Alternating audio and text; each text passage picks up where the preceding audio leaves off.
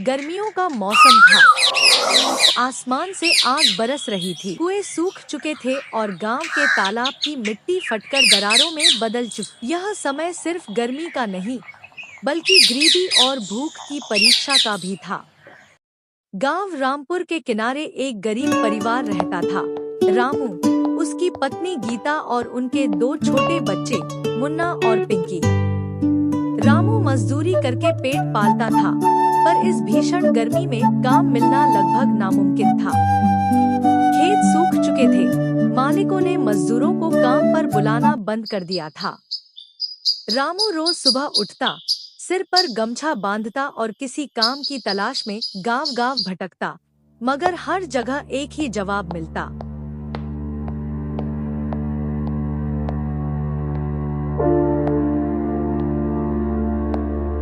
भैया, पानी नहीं है, खेत सूखे पड़े हैं, अब काम कहाँ से देंगे?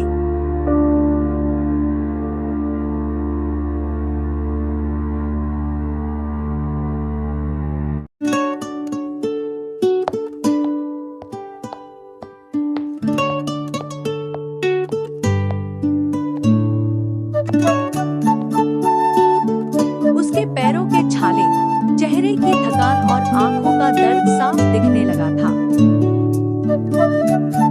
मुन्ना और पिंकी अक्सर रामू से कहते, बाबा, आज हमें ठंडी ठंडी कुल्फी खिलाओ ना। रामू हंसने की कोशिश करता, लेकिन उसके होठों पर हंसी से ज्यादा दर्द झलकता। वह बच्चों को बहलाकर कहता। गीता यह सब देखती और चुपचाप अपने आंचल से आंसू पोंछ लेती। घर में अनाज खत्म हो गया था। कभी-कभी गांव के भले पड़ोसी एक कटोरी चावल दे देते, तो कभी मंदिर से मिलने वाला प्रसाद ही बच्चों का भोजन बन जाता। एक दिन रामू शहर गया, सोचा वहां कुछ काम मिल जाए। वहां उसने सड़क किनारे देखा कि लोग बड़ी-बड़ी दुकानों से ठंडी बोतलें खरीद कर पी रहे हैं, आइसक्रीम खा रहे हैं। उसके मन में आया, काश उसके बच्चे भी ये सब खा पाते। लेकिन उसकी जेब खाली थी। शहर में मजदूरी का काम मिला, पर मेहनताना बहुत कम। फिर भी उसने हिम्मत नहीं हारी। 2 दिन काम करके उसने कुछ रुपए कमाए और बच्चों के लिए बाजार से बर्फ की कुल्फी खरीद कर लाया। जब वह गांव पहुंचा और बच्चों को कुल्फी दी, तो उनकी आंखें खुशी से चमक उठीं। मुन्ना बोला, वाह बाबा, कितनी ठंडी ठंडी है। पिंकी बोली, अब तो हमें गर्मी ही अच्छी लग रही है। रामू की आंखों से आंसू निकल पड़े। इधर गीता भी हार मानने वाली नहीं थी। उसने घर के बाहर नीम के पेड़ के नीचे आटे से छोटी-छोटी टिक्कियां बनाकर सुखाना शुरू किया।